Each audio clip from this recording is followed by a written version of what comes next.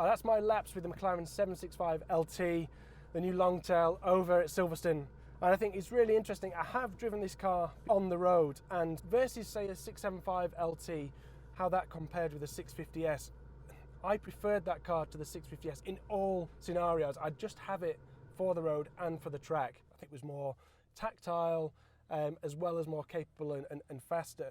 I think with this car, because the 720S is such a capable car anyway, the 765 LT is moved in maybe a more specific track-based direction, and I would still have a 720S for the road. I think here in this environment that it's made to monster this track, I think this is where the LT really makes sense.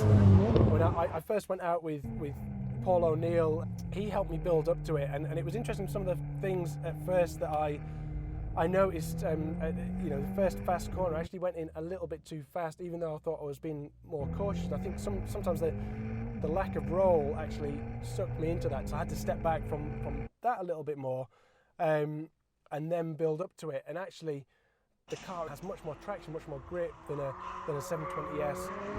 The performance is greater. I think we really notice the benefit of those shorter gear ratios in a way that you maybe don't on the road, just because you're not using the performance in the same ways, and you feel like you're just on top of it more, and it's doing what you say more, and yet it's still a really playful car. It still rotates, it still turns in. There's a little bit of understeer to lean on, and I think just a little bit of safety understeer that you have to remember is there.